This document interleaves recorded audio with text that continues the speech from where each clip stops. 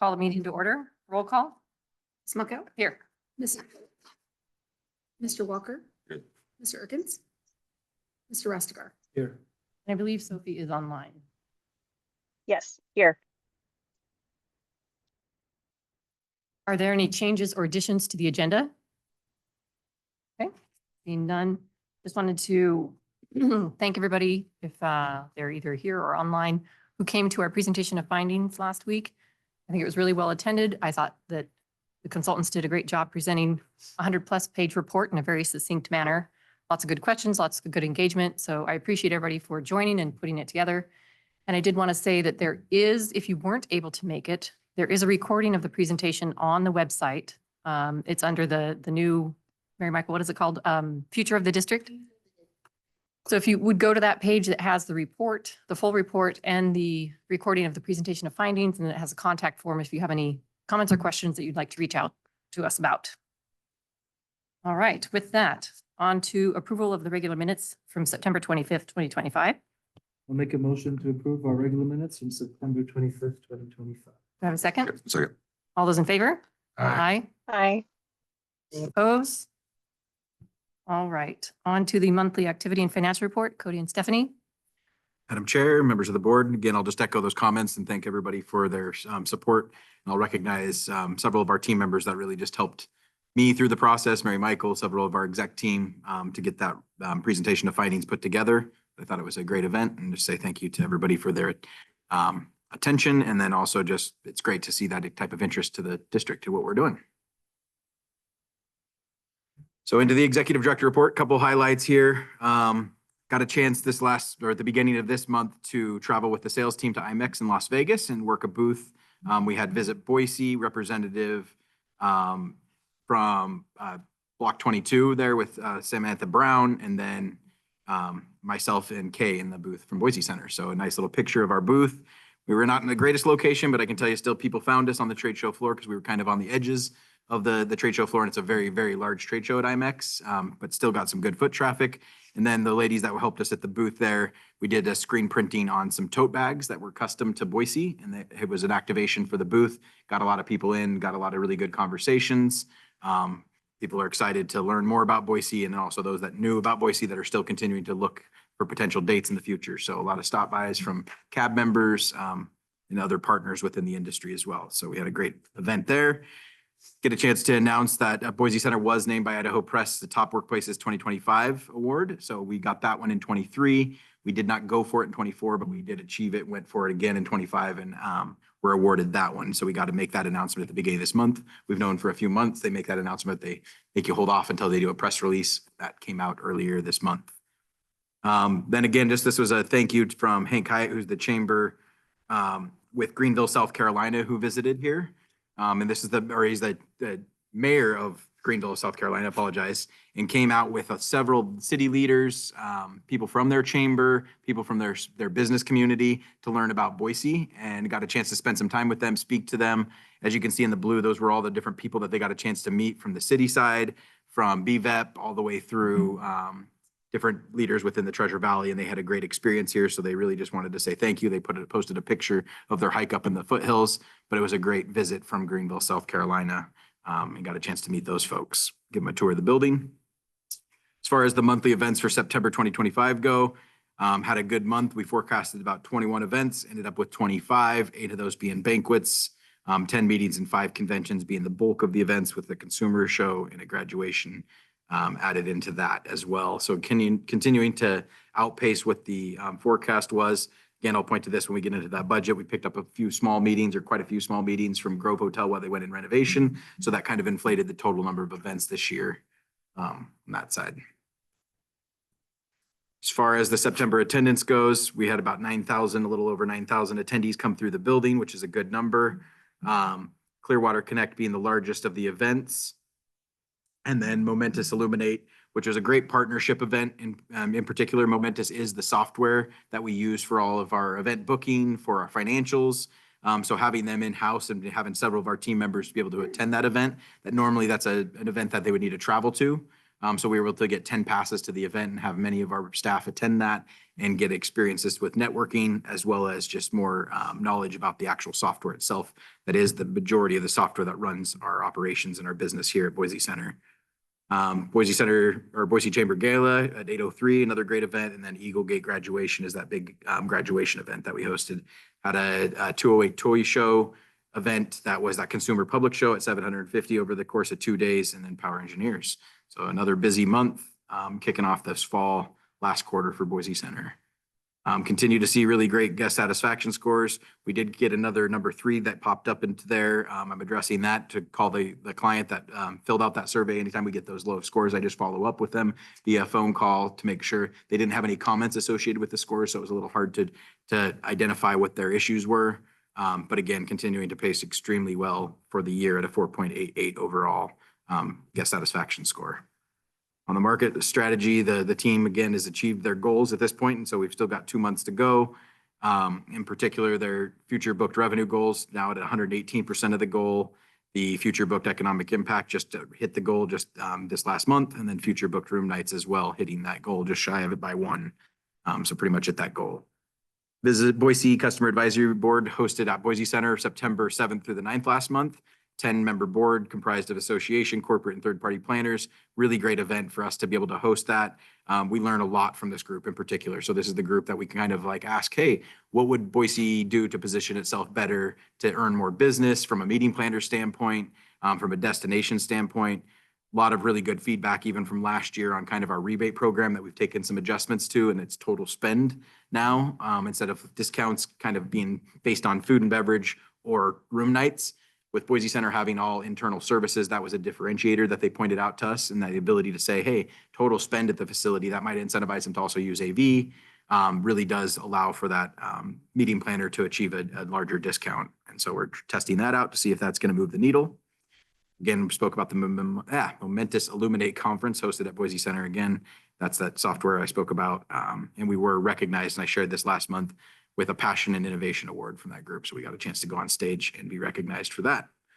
Just some photos of the Customer Advisory Board here in the room that we were in today.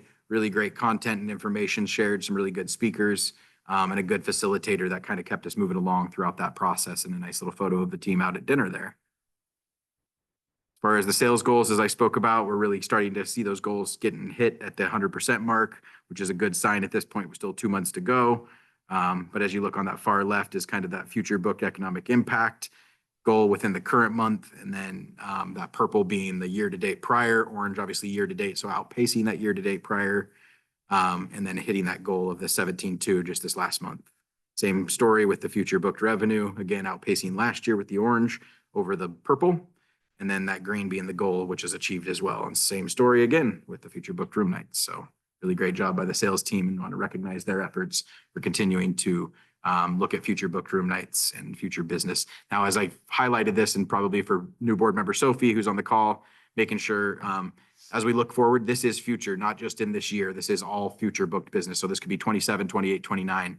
So I know there's been questions of, hey, we might be full. We're not full in the future. And so the team is continuing to book really great revenue generating, room night generating events through their process. Couple operational updates. We had a new geothermal valve installed. That's going to help us automate and monitor geothermal usage and activity throughout the building. Remotely, we can do some things there. So it's a nice little feature that will allow us to be a little bit more efficient. And then we had 2 overnight resets required in September for operations. We're on track for a record of 20 overnighters this fiscal year. So the most overnighters we've seen. That's again, just the nature of the use of the building, of when it goes from something that happens late at night, like a banquet, into something that's going to go to a breakfast or an early morning conference or convention.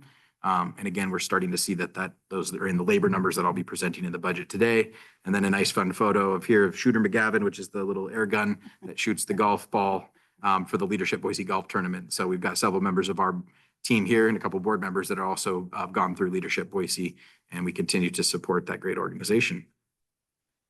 On the food and beverage side, we hosted the Boise Metro Chamber Gala of 800 people, was one of our largest events from the food and beverage side.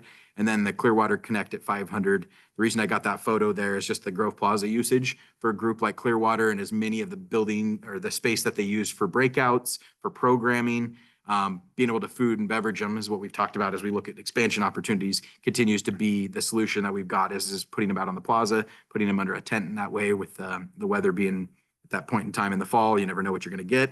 So the ability to use that additional space outside continues to be an advantage for Boise Center. So who manages booking the Grove Plaza? Say that again? Who manages booking the Grove Plaza? We do. So the city of Boise owns Okay. the plaza. We have a Right. contract and you'll see that in the revenues. So we get paid from the city of Boise to maintain and to manage the plaza from an event. And it allows us then to program it with additional activities such as this outside of the. So you convention coordinate with the space. DBA when they do all the, okay, Yeah, the DBA actually books it through us. okay. So we don't really coordinate it with DBA, but the city of Boise's contract is directly with us, with Parks. And so the Parks operates that space. They have a contract for us to maintain it and then program it from an event side.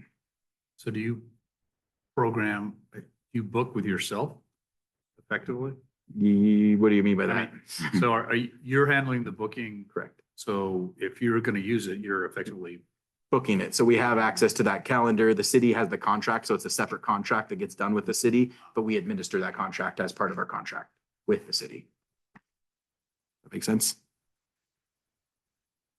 Yeah, it's been this process for many, many years. My 20 years here has been, it was with CCDC prior when the CCDC owned the plaza. Our contract was with them. They contracted us to then program it, obviously being the experts in events. That was where they saw the best opportunity for somebody to manage that space. And so it's also our front door. So there's an advantage to us being able to program it and manage it as well. So. Again, Boise Center operating revenues, and that should say September there. So I apologize on that. With 802,000 last month. Again, what I want to make sure on this one is that is September's numbers. Okay, yeah, September's numbers are in there. That number is actually August number. So we had over $1 million month. That's why I was like, I know that's not correct. So we had over $1 million month for 25 in September, and continuing to see the operational revenues. These are not the accurate numbers of September, so I don't know why those aren't in there. But what I can say is I know we had over $1 million month, which pushed us up to 8.9 total in our revenues for the fiscal year. As far as gross profit margins, we're continuing to pace really well, but the fourth quarter is where we pick up most of our gross profit pick up after a slower summer, in particular July. We're pacing at 16.5. 2 more months will push us into that 20%. And I'll show that today as I get into the budget process as well. As far as economic impact goes, the September economic impact is 4.1 million. Again, pacing at that economic impact goal of about the same as what we did last year. We're about on exact pace to hit that. Ran those numbers today, 42.6 actual year to date. So with the last 2 months coming in, it'll push us up into that 50.8 again. So about a flat year on economic impact, which is pretty good considering the revenues are down about 700,000, 800,000 from last year as well. So still having good economic impact. Presentation of findings event, spoke about this, held on October 16th. Thought it was a really, really successful event. Great turnout there from everybody from the public side and great interest. Continue to get really good feedback. We got some good media attention as well. Nice job by our board chair, KTVB, KBOI, Idaho Press, Idaho Statesman. And then I have Channel 6 an interview on Thursday with them as well. So we continue to see really great positive feedback from our event on this last Thursday. We've spoke about this, but the Future of the District website is live with the feasibility study posted online just for everybody's attention. That's going to continue to be the place to go for more information as stuff comes out. And that as we continue to go through our process of the strategic plan update, things like that will be continued to be put on the website, as well as the form. If you've got questions about what the district is doing or how it's going, please use those resources. And then our strategic planning process to start in November. We had a challenge with our current Connie Miller, who was with Credible Advantages.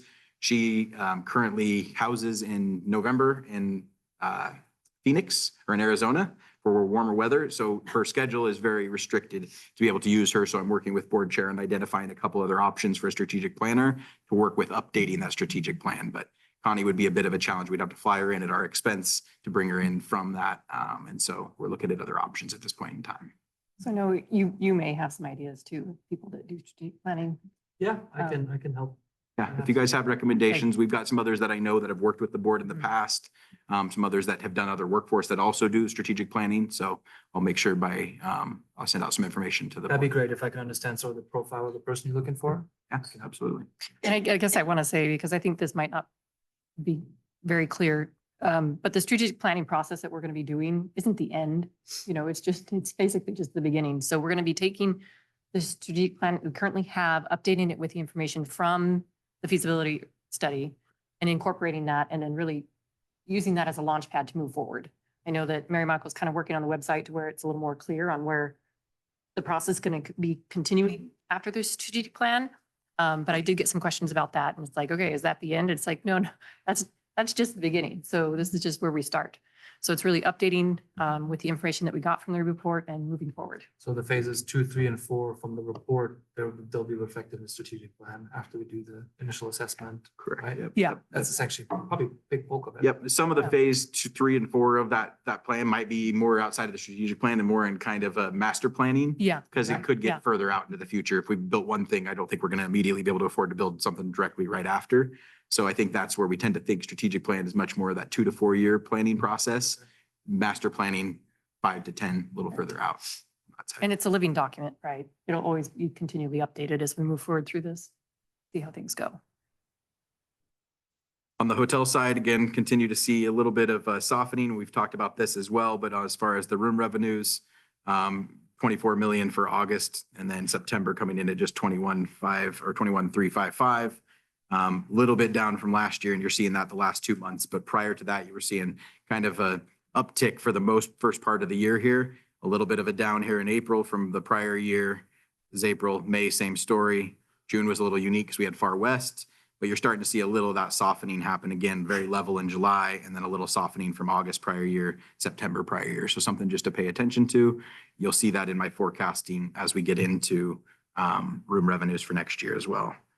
Same kind of story here on the lodging room demand, very similar. Again, July and August, I think really strong with Hyaldi. And the soccer tournament, again, I think kind of made those numbers a little stronger, but you'll start seeing in April here, a little bit of decline from year over year. So how is it looking for the future? Because I know with the softening, it theoretically would be easier to get some maybe convention blocks. Is that? We're noticing that just naturally happening, and I've seen Ali shake her head yes. So yeah, I think that's part of that conversation that we're having with DOSs on a monthly basis with Visit Boise when we get on the calls. We're just seeing a natural bigger blocks kind of get loosened up, similar to what we saw probably prior in 2019, prior to kind of that COVID restriction and all that growth that came out of that and compression that came out of all that rebooking. And just curious, do they break this out by week and weekend? Do you get that information on The occupancy? report I see does not break it out to that level. I think I could ask STR for a report that would break it out to that level, and that might be something important as we continue to look down the Yeah. Okay. road of something that would help with those occupancies on the weekends. Okay. Yeah, because I'm curious, is it staying steady during the week and then really falling off during the weekend? Yeah, I Or, don't have a report that tells me that. What I would say is on the calls with the DOSs is that Tuesday through Thursday is really, really, really strong for them. Now, Sundays, Mondays, that type of stuff is still opportunity, but Friday, Saturday, definite opportunity for sure. I had a question on this as well. We have some new hotels that'll be coming online and increasing the number of rooms in the district. What is that going to look like in this report once that happens? That's a great question. I'll have that information. I have a really good slide for that inside the budget presentation. So when we get to that, I will show you kind of that forecast and how that'll look. I've got a really, really good slide that shows kind of what that number is and the increase of supply, what the demand. A lot of it's from tourism and economics that I had shared with from Visit Boise, along with my own data that kind of gives us the forecast for next year. So I'll get into Perfect. that. Yep. Thank you. Absolutely. Again, I like to highlight just the FY25 ADR just so they pop out over the top here, but really very similar story. Like I said, they're kind of laying on top of each other. There's not a big difference, but there is enough of one from occupancy to ADRs when you get all of the data in. You highlight over the top here. You can start seeing 24 occupancies versus 25, a little bit of a softening on that. Same thing, ADRs, a little bit of softening on that one from month to month. So again, you start seeing from year over year, just a slight little bit of softening happening. And this is a fixed slide. I'll update this as we get towards the end of 25, once we know what the actuals, and then put in a 26 forecast based off of what I've got in the budget. And so this will get updated in December. Any questions on the executive director report portion of that? So apologize on the September numbers. Those will get updated in that slide, but with the $1 million month, we're about $47,000 off. So we're within 1.27% of budget to what forecast was on the revenues. So not quite as close as the $1,500 I was in August. So we had a little variance in September. But it's 1.27%. Yes. On 12 million, right? 11 million, whatever. Noted. Yeah. Again, we need to take him to Vegas, so. Good afternoon. This is the financial overview as of September 30th. Boise Center revenues are just over 9 million, expenses just a little over 15. With your revenues and expenses at the negative 6 million, we had budgeted to be at 6.9. So currently Boise Center is doing about $894,000 better than what we had budgeted for. For the district, you can see revenues and expenses at 10,637,000. We had budgeted it for the 9.7. So the district is doing $868,000 better than what we had budgeted. This just makes up the financial overview for those revenues. The room sales, Cody covered for Boise Center, other revenue, beverage. It also compares your previous year to date revenues and then what was budgeted. A slide like this will be coming with the new fiscal year for the district, and it will show you the difference in the tax revenues, other revenue, income from the aquatics lease. Currently, hotel tax collections are 9.9 million. We had forecasted 11.9. We're on par to do that. The 9.9 is through September 30th. So if October and November come in at just what we budgeted there, we'll easily surpass that. September is 1.27. Sorry. I'm sorry. You're good. You're at the top line. 1.27. That's good. Yes. Yeah. Oops, that one was correct. These are the transfers. This one also will be redone, working on that, but the capital transfers, we're looking at 2 projects that are going to be pushed off for next year, and Cody will cover this when he's going through the budget. It looks like this year will come in at the 360 and hoping to carry that over in the approved budget with the other capital projects. Those 2 projects will just carry over. This is the investments. This is the information pulled off the Clearwater account. The interest earned, interest income was $81,815. Just for the board's edification, we had switched to the sweep accounts for Wells Fargo. For the month of September, it was $24,166 that we earned. So both of them are performing very well. That's over 100,000 just in interest. Just as revenues. interest, yeah, for the 2, yeah. This is the district cash position. The cash and investment sits at 36 million. That makes up the cash accounts, those income, the interest that was earned, and the Clearwater investments. So with the restricted funds set at 250,000, the stabilization fund set at 6 million, your cash available for projects right now is 29,961,000. We'll be slightly above that with 2 more months to go. So obviously Yeah. we're just barely behind the current budget. So we're on pace to have more cash than what we forecasted. Absolutely. Any questions, concerns? Well done on the interest. Thank you. Yeah. Thank you. That was a big thing, switching those accounts, those 2. So, yeah. Any other questions on the Yeah. ED report? All right, seeing none, I'd entertain a motion to approve. I'll second. All right, all those in favor? Aye. Any opposed? Aye. All right, on to other business. Cody, if you wanted to kick it off, this is all of our money stuff. Yes, hold on. Let me find my slide. I feel like I'm not for the presentation for. And Tim and Chase, you guys can Little jump out of in order as here, the sorry. finance committee with There we go. your comments and analysis. Appreciate that. Okay, so what we've done since last year is kind of move this as a separate approval item on the agenda. Obviously, it's a big portion of what the district spends each year total for marketing dollars. So this contract with Visit Boise is kind of now a separate approval line item that we did last year, and I want to continue to make that the case going forward. Just highlighting some of the things that are inside of the goals for FY 2026 there. And again, that says FY 25, so I apologize on that. New revenue value of 1.7 million, center specific. There's some additional value that they've got inside of the proposal. Happy to share that with the board. Of the additional grant money that they get, they just kind of highlight inside the contract that naturally through the additional dollars that they spend from that grant money, Boise Center benefits from some of those activities as well. So they just wanted to highlight inside the proposal, but really it's specifically, this contract is tied to that 1.7 million for the center specific activity that it helps with. 15,000 room nights, 95 total site visits, which is a significant jump. And a big part of that is due to smart meetings. So we're bringing a smart meetings group here, which is a lot of meeting planners and gets those site visit numbers really jumped up just from that one event. 100 qualified leads, 7 million in economic impact, center specific again. Customer advisory board, similar to what we did this year, sales calls, sales missions. So all the similar goals that they've had in the past. The way that the contract is proposed is currently at 1.1 million, just 4,000 over 1.1. Then it has an included $10,000 bonus incentive at if they hit above 1.8 million. So if anything above that 1.8 to 1.9, they'll get additional 10,000. And then anything from 1.9 and above, they could earn an additional 15,000, but it do not exceed of 25,000 more for a total contract compensation of 1.129 million for everything in that contract. Again, I continue to think that if the Visit Boise, as we looked at our comp set and the data that was presented from Johnson Consulting, Visit Boise continues to punch above their weight and they do great work for Boise and Boise Center.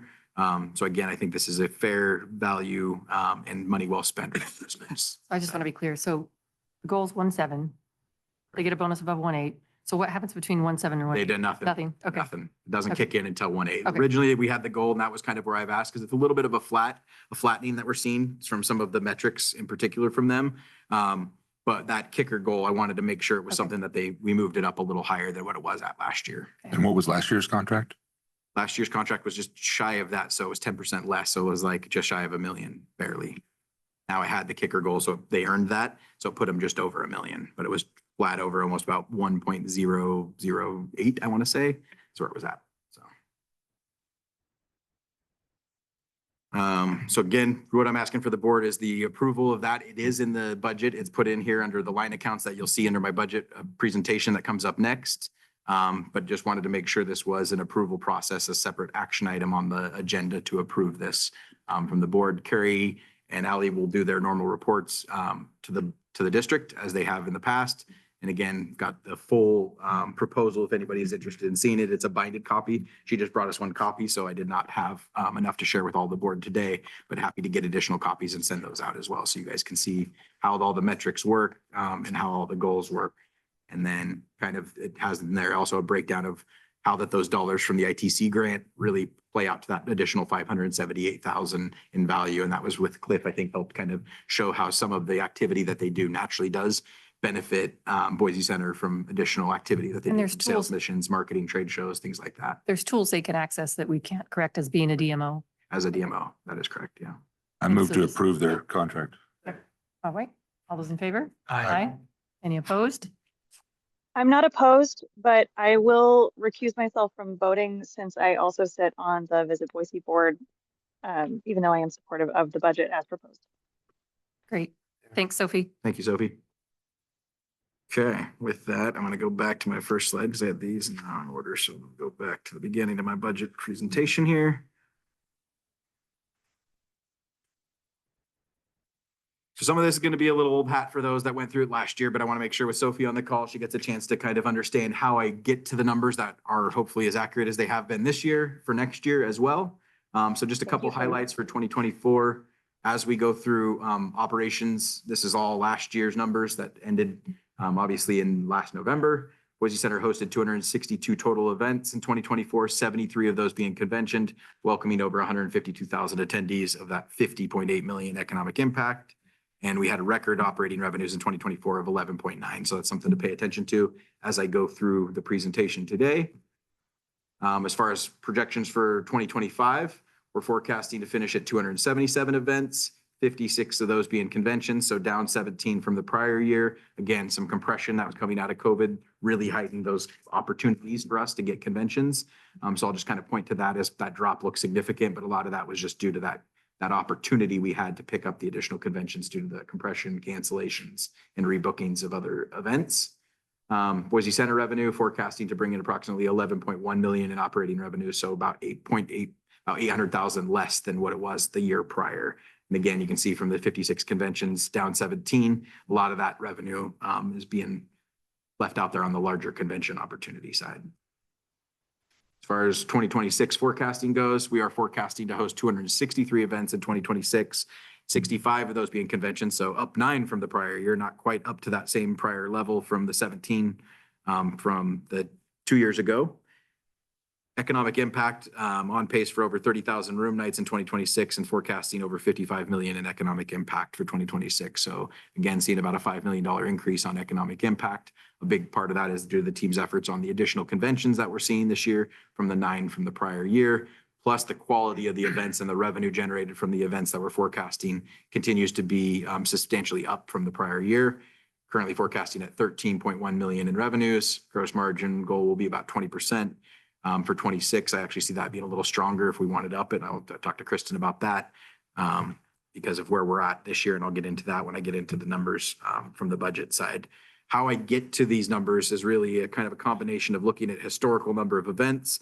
This slide really just shows a lot of what Johnson Consulting presented about our ability to revenue generate the space versus utilization. So going all the way back in 2019, I think it's why I've got that one on there, in particular, the 337 events, we were only doing about $22,000 on average for revenue per event back then for a total of 7.7 million.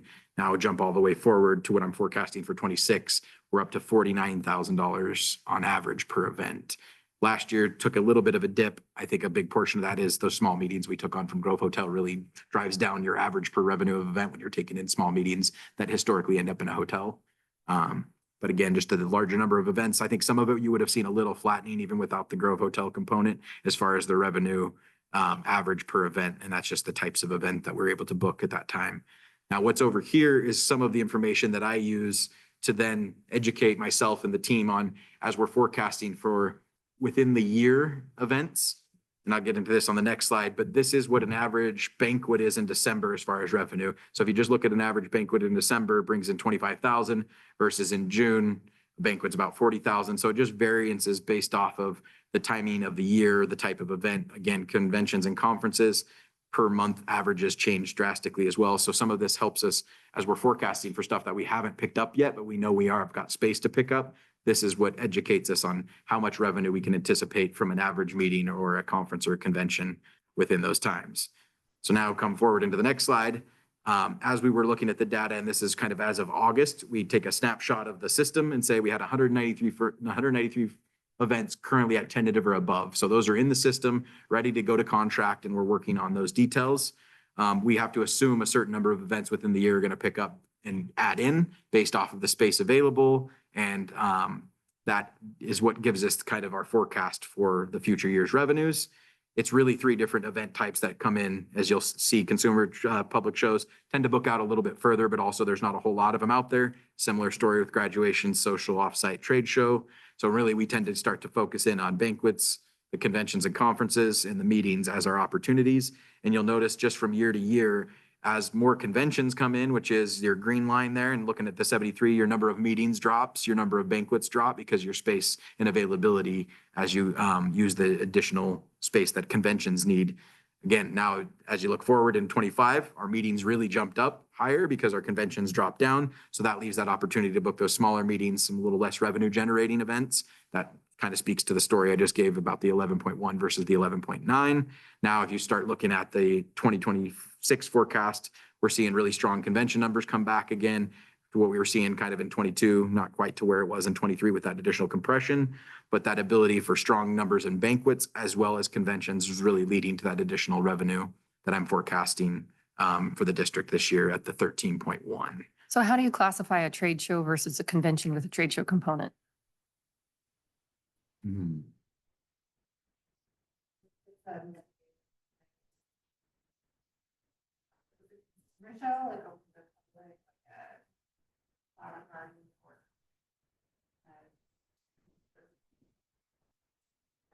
Trade show, Yeah, usually multi-day room nights associated with it is what kind of delineates that. okay.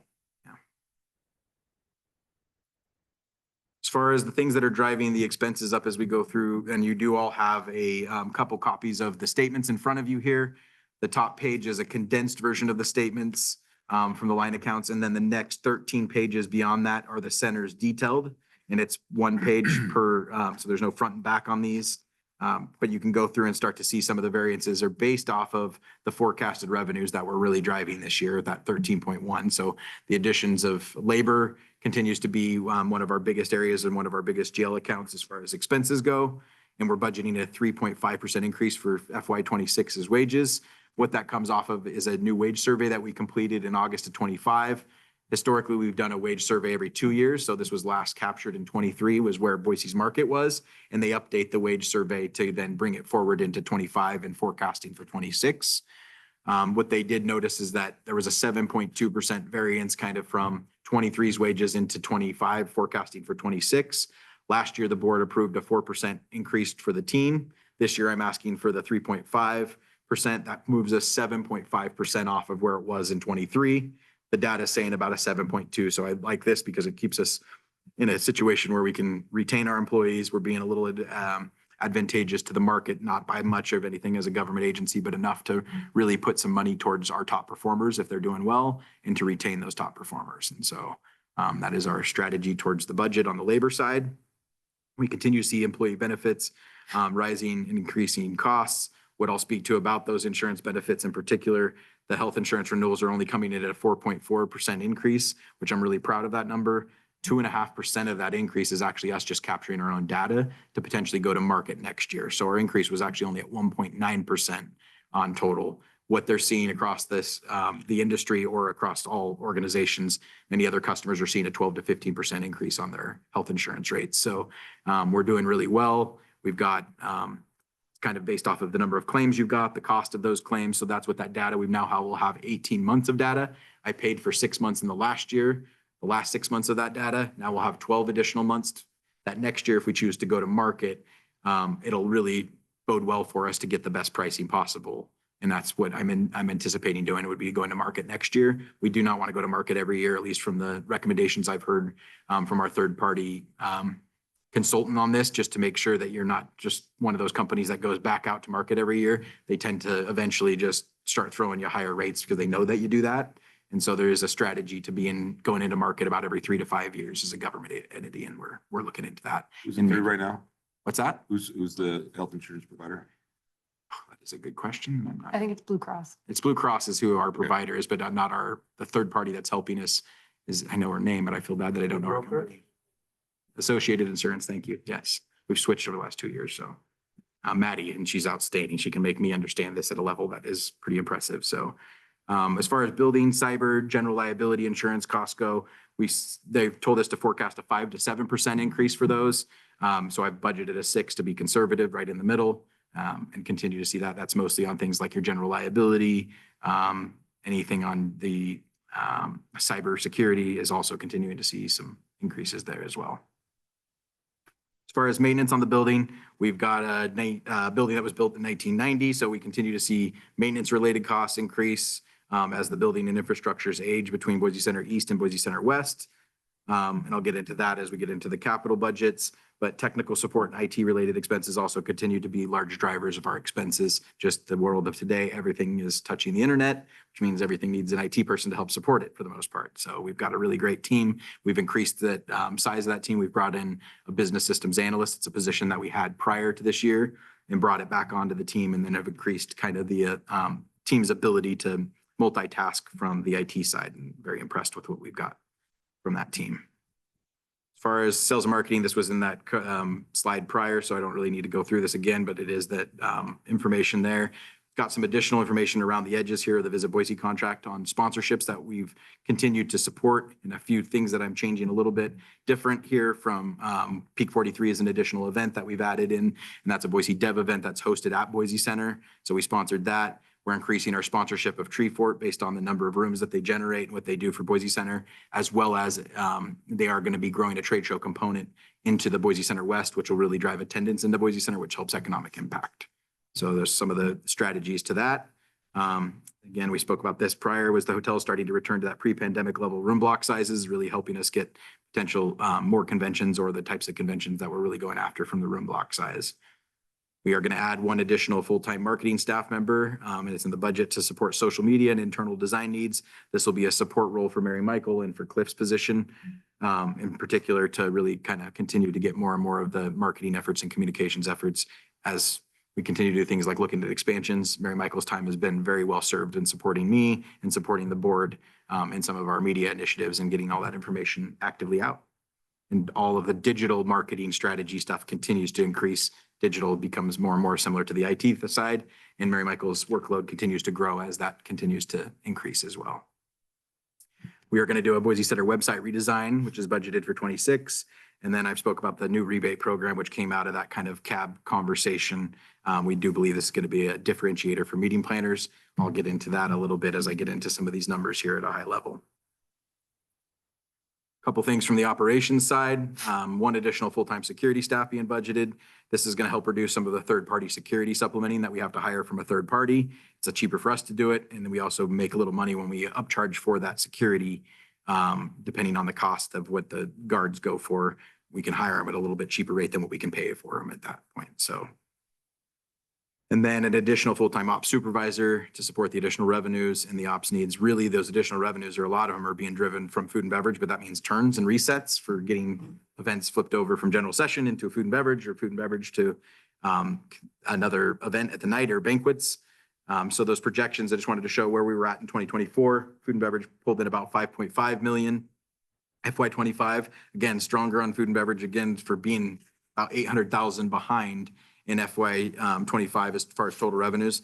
Food and beverage still came in at 5.4, looking at coming in about 5.4. So a strong year there, but a little bit flat.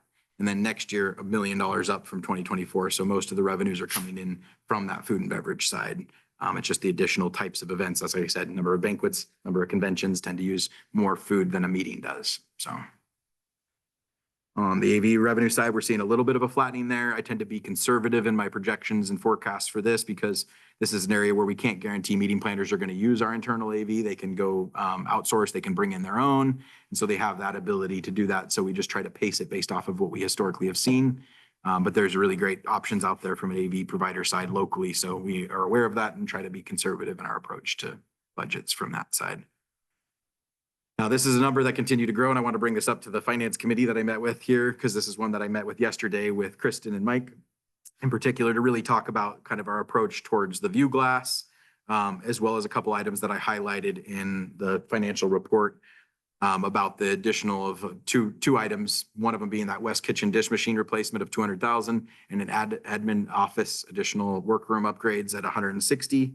Those two in there being at 360, those were in the budget this year of 2.85 million for capital. So I'm going to come in about 260,000 less this year for capital of that 2.85, and I'm going to move those into December. Some of that's just the economies of scale. We're getting carpet done at the same time of having that construction done. We don't have to have construction going on in two different places at two different times. We can kind of make it all happen during a time when naturally we have less events going on after all of our holiday events are done for December. We're closing down for the additional, that big item on the very top, which is the Boise Center refresh of carpet wall covering. That'll bring all the colors into what you see currently in Boise Center East and in this area here with that kind of neutral tone.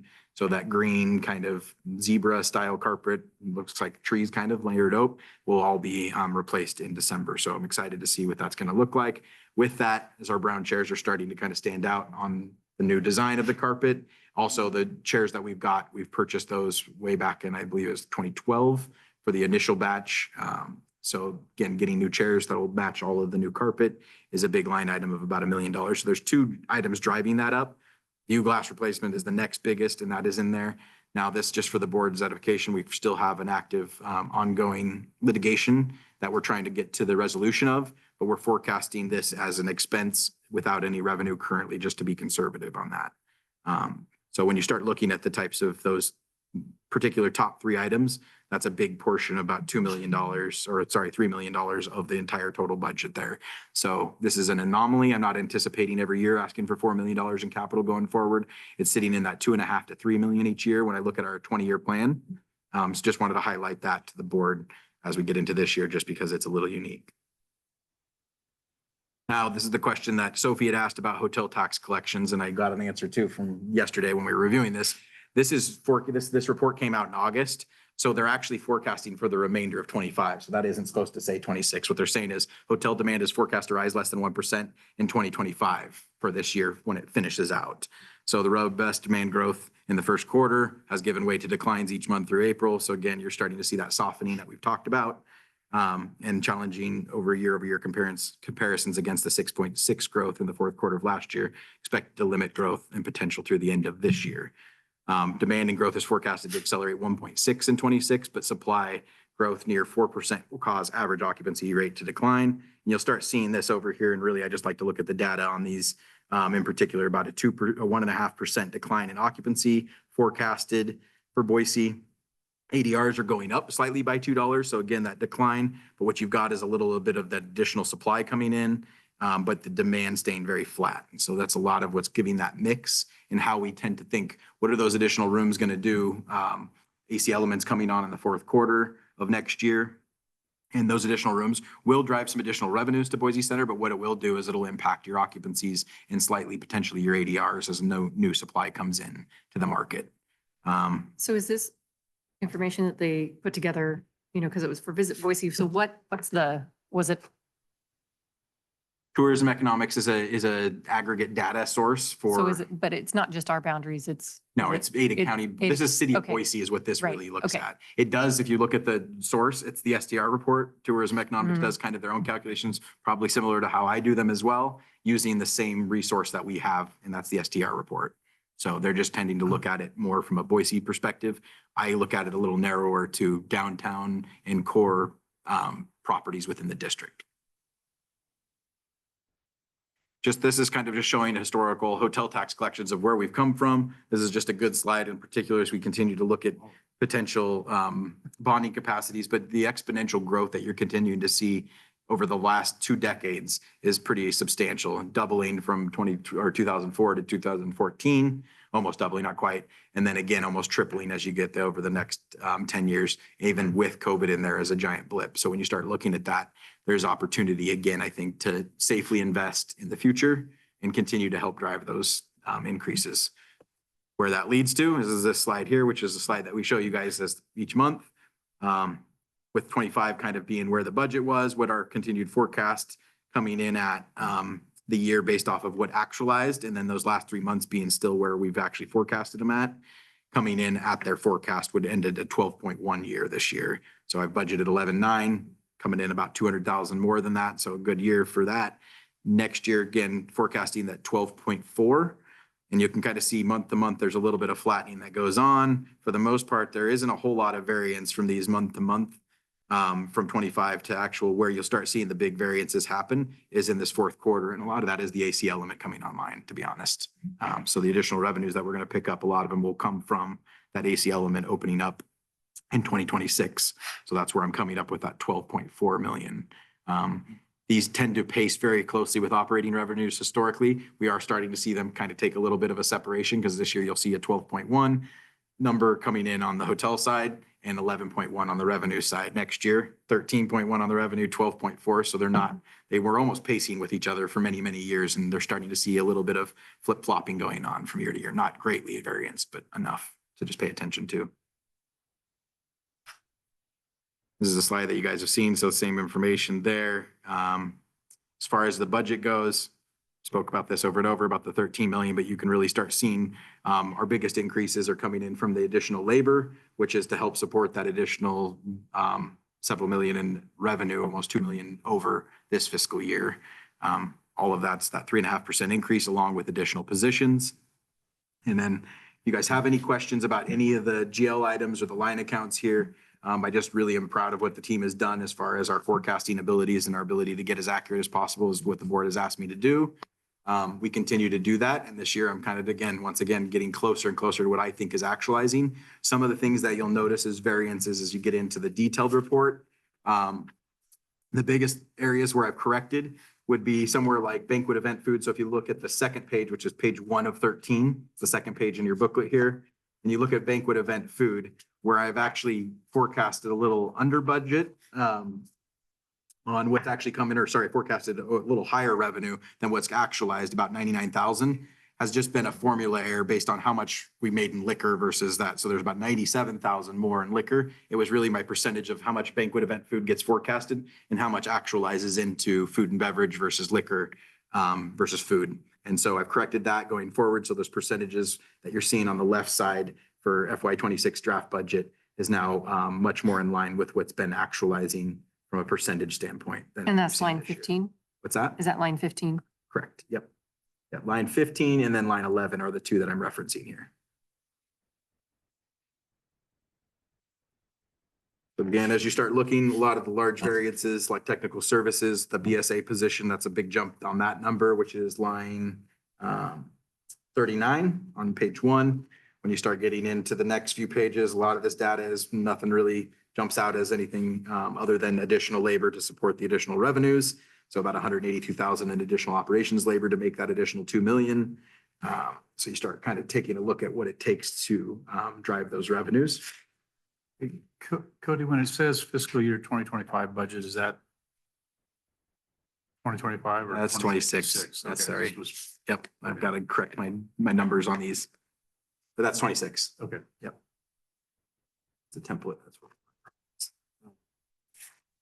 Nothing else. Again, when you start getting into the costs of liquor, again, just that one's over because we're making a lot more in revenue there. So I've captured that additional, and that's on page 5 of 13. So just some of these adjustments where you'll start seeing anything that's highlighted in red is a $5,000 variance in a negative way. Anything in green is a positive variance over 5,000. So if you notice those, but you can kind of see how we're pacing to this year through September on the far right from these reports. What I really point to is gross profit margin. So when we start getting into, which is going to come out on page 7 of 13. This is one that I've highlighted to the board in the past. So right now we're sitting at a 16.26. Where we were budgeted based on the budget was at 11.8 through this year. Last year, what I forecasted for a gross profit margin was at a 12%, and we're actualizing it a 16. I'm feeling very strong that we're going to get to that 20% by the end of the year. So to be at 17% here, two things have happened. A little closer accurately to the budget. So what I'm forecasting is a little closer to discounting to what we actualized the discounts come in at. And you'll notice that on the very, very first page, the room discounts is an area where we are currently under budget. So on page, the second page, sorry to bounce you around here, but lines 26 and 27 of page 1 of 13, which is the second page. You'll notice those room discounts if you go all the way over to the far right in the year to date, which is column I and column K. What we're actualizing is significantly lower than what we forecasted, which ends up happening when you have less discounts, your revenues go up. So that's caused additional percentages to be out of whack from our labor and other things. I've corrected that, and I feel like the new discount clause, we're really kind of anticipating it splitting even versus the way it's been coming out, almost 2/3 into one bucket and 1/3 into another. But we're going to pay close attention to this because it's a brand new discount clause. So how this actualizes is something that I'm very curious to see. I still think it's a conservative number. So if that number comes in lower, the revenues will come in higher as that discount number comes down, which will drive your gross profit margin up. Also, as PTO gets actualized, we recognize it at the full amount that is going to be accrued, but not everybody uses all their PTO that they accrue within the year. So that additionally continues to drive up your gross profit margins as well into that 20%. So when you start seeing 17, it's not something to be concerned about because last year I got approval from the board on the budget at 12, and my goal is at 20%, and I feel safe at that. So to be at 17, number one, it's going to be a stronger year next year. And number two, we've just gotten closer to actualizing the budget numbers. So you guys have any questions on any particular line accounts? I'd be able to answer any questions you've got, but we've done a good job of cleaning up any of the anomalies. There was a question as of some bank charges that we had about 91,000. Do you want to speak to that, Stephanie, real quick on kind of what that was? Sure, the bank charges that, I mean, we found it, we corrected it. It was I know line You guys had 3. it, you guys had seen it already, the finance team did. It was at 106,000. What had happened was there was a duplicate transaction for the payroll taxes. And it was 91,800. And some- So that came off of that $106,000. Those bank fees, they have increased a little bit this year. We've taken on from the customer pay portal, we're accepting e-checks now. There's a fee that goes along with that. There was a short period of time where those were not being passed on to the consumer. That has since been rectified, and we've got that percentage in line. There's also merchant fees that continue to be passed along as well. So Now that's been corrected. It looks much cleaner. it as to where does, it was. is, yeah. It's weird. That 106 blend. really stood out. I'll get into the aquatic side just to real quick, and that's going to be as you go towards the very back. So after you go through the 13 pages, which is the first 13, actually 14 with your header page, is going to be all center specific. Now, when you get into the next is auditorium district. And I'll just kind of speak to that real quick, but this has all your tax revenues. It shows you where we were at last year with the 11.9. And then as you get into the back page, and I apologize, but if you flip it over, it's the only one that did front to back. You can start seeing with the additional capital transfers that are on the back side of that page of the district's one. And this apologize doesn't have a line number on it, but at the very end, you'll see excessive revenue over expense and transfers is at 2.8 million. I'm on the district side here. If you're yep. And last year we were just at 3 million. So still with all of those additional capital needs, the strong year we're having is still allowing the district to still bank about 2.8 million in additional revenues from the tax. So even though we're spending 4 million, subsidizing off capital, discounts, all of the things that we use the hotel tax revenues for, we're still able to have a $4 million capital year and still put away almost 3 million because it's a strong year. And that'll go up in following years. What's that? It'll go up in the following years. Correct. Pending any, That continue pending any weird stuff happening like view glass issues or anything on that side. What I'll also speak to is the aquatic center. Having the parking lot in there is another $5,625,000 that's budgeted. So when you start adding all of the capital stuff, that's a bit of an anomaly this year. You're up to about $4.5 million. That's not normally more like a $2.5 to $3 million capital year. A lot of that's just due to parking lot structure getting completed, and then the view glass windows along with 2 very large items on the capital side driving that mostly this year. what's the lifespan of the chairs? Say that again? The chairs, what's the lifespan? Could be 15 to 20 depending on if you reupholster. So yeah, 13 so far, right? Yeah. Yeah. some of them are older than that, the original ones, but yeah. So Chase, TM, as the finance committee, if you wanted to weigh in. If I may just ask a clarifying question, you guys shared this with us in the committee meeting. There were some improvements in how we recognize revenue from the aquatic center. Is that right?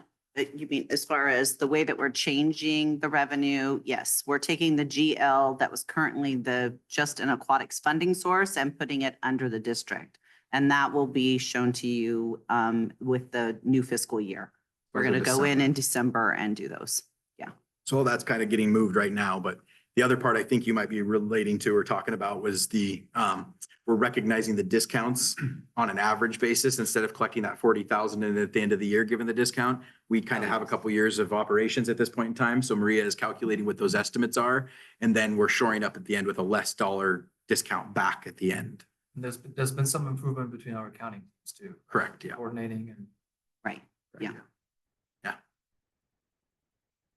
So what's also noticeable on this one here is there's some repairs and maintenance.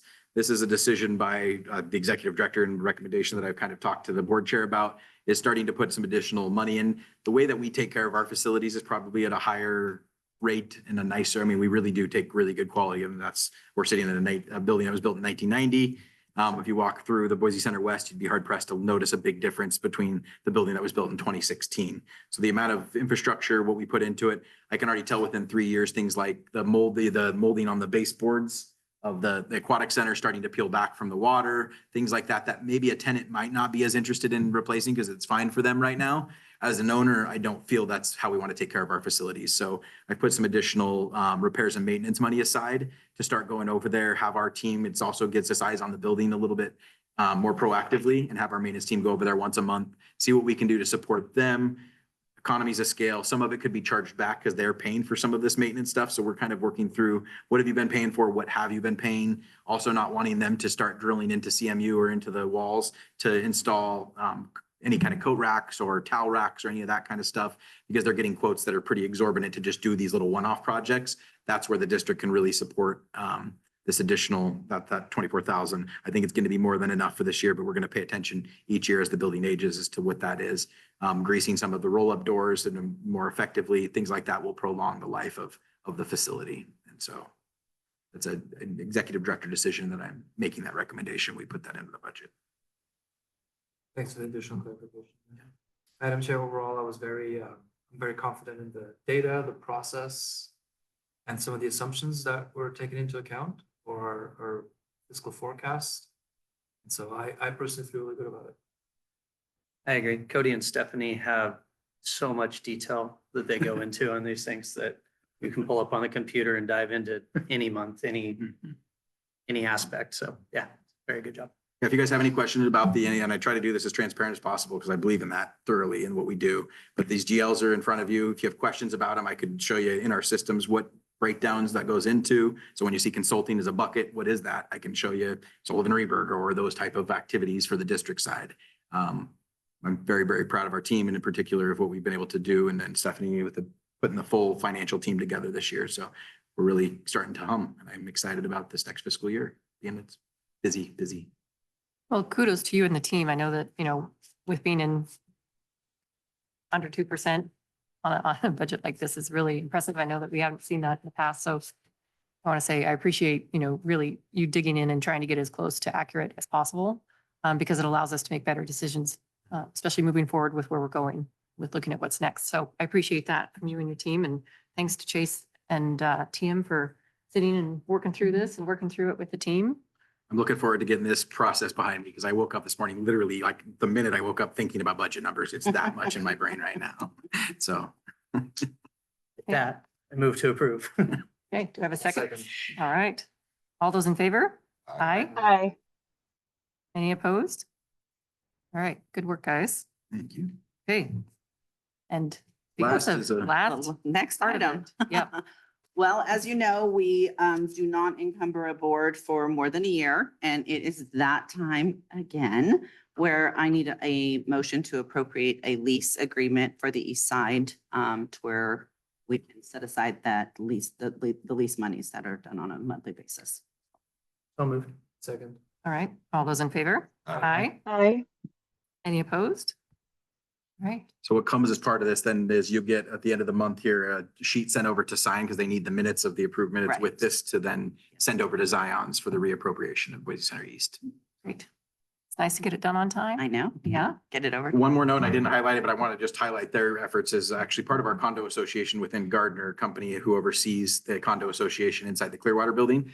We actually had savings and pretty substantial savings from our condo association total fees. I don't see that very often. So to see them managing the repairs and maintenance in a building that's large, and I know how that is with escalators and elevators, to see that number come down, we got some savings. So I just wanted to recognize Gardner Company and them for their efforts in helping keep those costs down for us. So we saw a reduction. How much? About 16,000 in reduction total. So 140 prior. So. Great. All right, seeing no other business before the board, meeting is adjourned.